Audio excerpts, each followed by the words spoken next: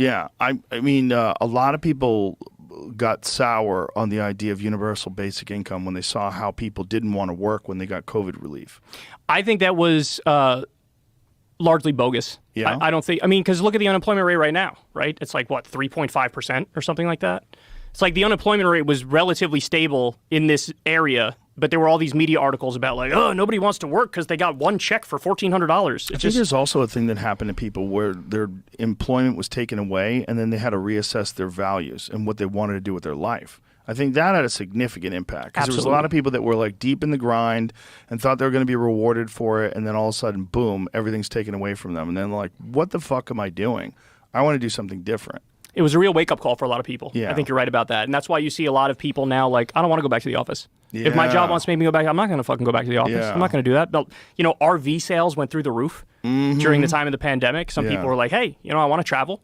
I'm reassessing. And look, it's a good thing. I mean, there was a poll I read a long time ago. Only like 18% of Americans feel engaged when they're at work.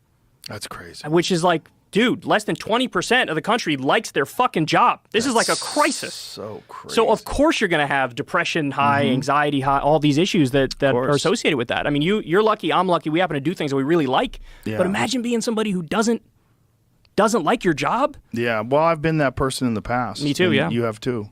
Yeah, it's not a fun existence. The difference between the overall happiness of being able to do what you enjoy versus doing something that you have to do, it's immeasurable. It's night and day. The impact that it has on your psyche, the way you think about life, the way you think about the weekend, the way you think about Monday morning, it's just a totally different way of existence. And also, it's not like these people that are in that 18% that enjoy their job, like they suffer more. They're more, generally speaking, they're happier, they live better, they have a better possibility for the future, they're enthusiastic about it, whereas the vast majority of those people that are doing something they don't want to do, they're barely even getting ahead. Like That's right. What percentage of people are actually saving money and like putting together a nest egg? And how many people are living check to check? Over 70%.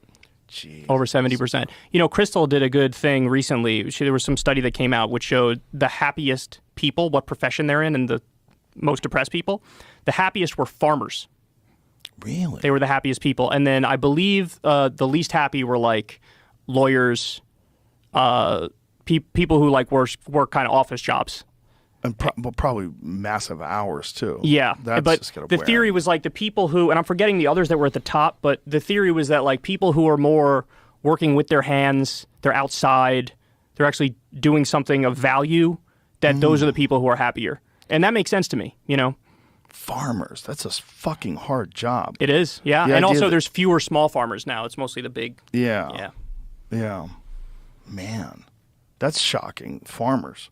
I would think it'd be like artists or something. Someone who does something that... Some artists are tortured, Yeah, you know? that's true too, right? Yeah. Yeah, and that's why they're artists in the first place. They have all these emotions and conflicted ideas, and it comes out in their art. But you've talked about the impact of nature too, you know, like when you're out in nature, and I feel this, I get it to a much lesser extent because the thing that I'm doing in nature is not really in nature, golf. But it is in nature. Well, yeah, you're out, the It's grass a is there. manipulated Right. nature. Yeah. It is a manipulated nature, but like when I'm out there after I play, I feel fucking great.